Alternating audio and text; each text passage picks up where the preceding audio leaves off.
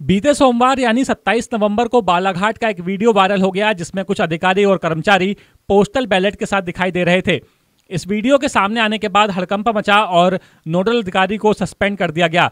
लेकिन बालाघाट से वायरल हुए इस वीडियो के बाद इंदौर में कांग्रेस और चुनावी मैदान में उतरे कांग्रेस के दिग्गज नेता चौकन्ने हो गए, क्योंकि साल 2018 में कांग्रेस को इसमें से 45.61% वोट मिले थे, जबकि बीजेपी को 40.16% वोट।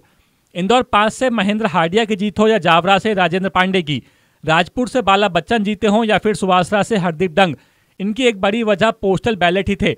जानकारी के मुताबिक इंदौर में इस बार करीब 18,000 वोट पोस्टल बैलेट से डाले गए हैं, जबकि साल 2018 में 13,686 वोट पोस्टल बैलेट से डाले गए थे।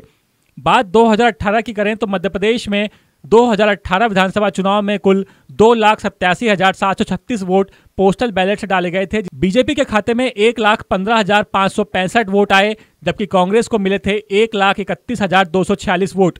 निर्दलियों की बात करें तो निर्दलियों को 11,006 वोट मिले, जबकि बसपा को 12,719 वोट, जबकि सपाक्स को मिले थे 4,872 वोट। वहीं अगर बात विधानसभा के हिसाब से करें तो बीते चुनाव 2018 में सबसे ज्यादा पोस्टल बैलेट उज्जैन दक्षिण में 3,230 डाले गए थे, जबकि 2,000 से ज्यादा पोस्टल बैलेट राऊ में 2,376, धार में 2,544, देवास में 2,392, खंडवा में 2,040, खरगोन में 2,222, बड़वानी में 2,032 थे। सबसे कम घटिया विधानसभा में 408 वोट डाले गए थे। अब हम आपको कम हार जीत वाली विधानसभा सीटों पर पोस्टल बैलेट का क्या रोल होता है वो बताते हैं। राजपुर की बात करें तो यहां से कांग्रेस के बाला बच्चन 932 वोट से जीते थे, जिसमें उन्हें 918 और बीजेपी को 578 वोट मिले थे। इंदौर 5 से बीजेपी के महेंद्र हार्डिया जीते, जो कि 1132 वोट से जीते थे, जिसमें उन्हें 960 और कांग्रेस को 641 वोट मिले थे। जावरा से बीजेपी के राजेंद्र पांडे को 511 वोट से जीत मिली, जबकि पोस्टल बैलेट में उन्हें 798 वोट मिले और कांग्रेस को 561 वोट। सुवासरा में कांग्रेस के हरदीप सिंह डंग को 365 वोट से जीत मिली, पोस्टल बैलेट में उन्हें 811 और बीजेपी को 531 वोट मिले थे। मानधाता में कांग्रेस के नारायण पटेल 1236 वोट से जीते, पोस्टल बैलेट में उन्हें 442 और बीजेपी को 274 वोट मिले थे।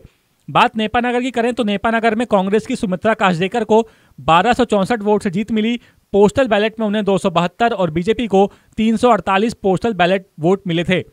इंदौर में बीते चुनावों में पोस्टल बैलेट बीजेपी के पक्ष में गए थे, सबसे ज्यादा वोट राऊ में डाले गए थे।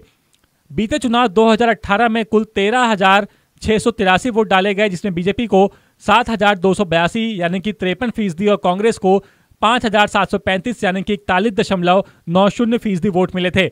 देपालपुर विधानसभा में 1153 वोट डाले गए, जिसमें कांग्रेस को 649 और बीजेपी को 489 वोट मिले थे। इंदौर 1 में 1758 वोट में कांग्रेस को 758 और बीजेपी को 908 वोट मिले। इंदौर 2 की बात करें तो इंदौर 2 में 1588 वोट थे, जिसमें कांग्रेस को 497 और बीजेपी को 984 वोट मिले। इंदौर 3 में 1317 वोट थे, कांग्रेस को 437 और बीजेपी को 790 वोट मिले। इंदौर 4 में 1200 वोट, जिसमें कांग्रेस को 309 और बीजेपी को 823 वोट मिले। इंदौर 5 की बात करें तो इंदौर 5 में 1708 वोट थे, जिसमें कांग्रेस को 641 और बीजेपी को 960 वोट मिले थे। महू विधानसभा में 1288 वोटों में कांग्रेस को 648 और बीजेपी को 591 वोटों से संतोष करना पड़ा था, जबकि राऊ में 2,376 वोटों में कांग्रेस को 1,126 और बीजेपी को 1,146 वोट मिले थे। सांवेर की बात करें तो सांवेर में 1298 वोटों में से कांग्रेस को 670 और बीजेपी को 591 वोट मिले थे।